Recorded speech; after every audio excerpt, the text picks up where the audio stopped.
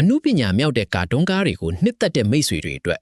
ဒီနေ့မှာထူးခြားတဲ့စကားသစ်တကားကြောင့်ပြောပြပေးပါမယ်။အော်စကာဆုရှင်ဒါရိုက်တာတဦးကဦးဆောင်ပြီးအဖွဲ့သားအသစ်တွေနဲ့ဘလို့လက်တွဲဖန်တီးထားလဲဆိုတာစိတ်ဝင်စားစရာပါ။ဒီစကားကဘာတွေများပို့ပြီးစမ်းသစ်နေမလဲဆိုတာစက်ကြည့်ရအောင်လား။ ဒီစကားလေးရဲ့နာမည်က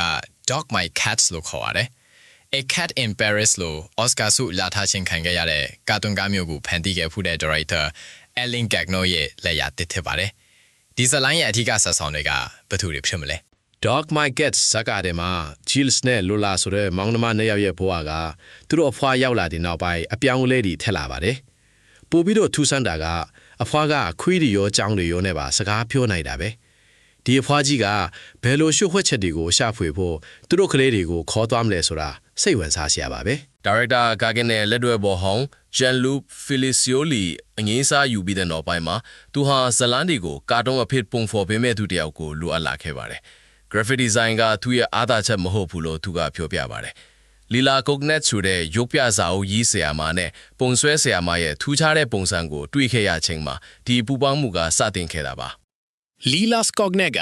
A Cat in Paris ကိုအရန်နှစ်သက်ခဲ့တယ်လို့ပြောပါတယ်။ဒါကြောင့်အလိန်ကသူ့ကိုဆက်သွယ်တဲ့အခါအရန်ပျော်ခဲ့ရပါတယ်။တကယ်တော့သူတို့နှစ်ယောက်ဟာ Paris က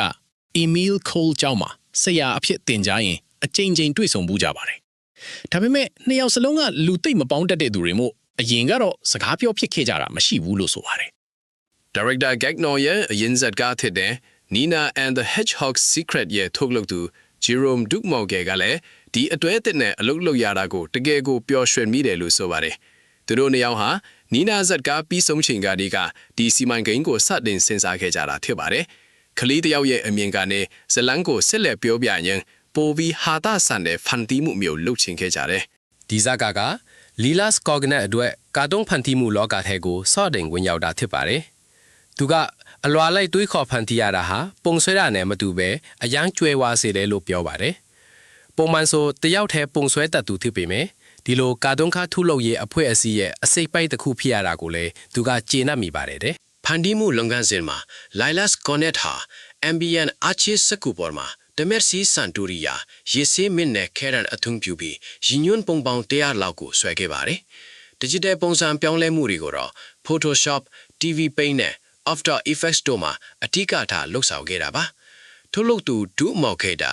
Lilas မှာအလဲအမောင်နဲ့ပုံရိပ်တွေကိုလက်တွေ့ဆန်မှုနဲ့အိမ်မက်ဆန်မှုကြမှာပေါင်းစပ်ဖန်တီးနိုင်တဲ့ပါရမီရှိလေလို့ချီးကျူးခဲ့ပါတယ်။ ဇက်ကောင်တွေကိုအသက်ဝင်စေဖို့အတန်သွင်းတာကိုအရင်လုပ်ခဲ့ကြပါတယ်။ Director Gagnon ကသူ့ရဲ့ဇက်ကောင်တွေရဲ့အတန်ထွက်ကိုအရန်အလေးထားပြီးစကားထဲမှာနေရာတနေရာကနေတနေရာကိုခီးသွားတဲ့အခါ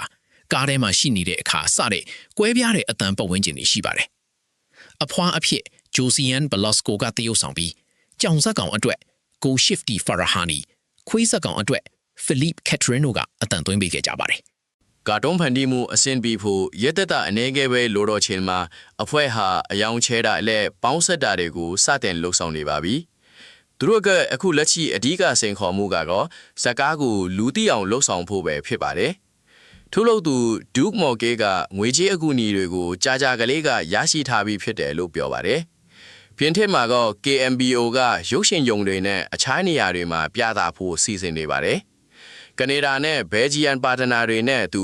Armile Lucio Films ကထုတ်လုပ်ထားပြီး2029မှာထွက်ရှိဖို့စီစဉ်ထားပါတယ်။ဒီလိုထူးခြားတဲ့ဖန်တီးမှုတွေနောက်ွယ်ကခရီးလမ်းတွေကိုလေ့လာရတာဟာတကယ်ကိုစိတ်ဝင်စားဖို့ကောင်းပါတယ်။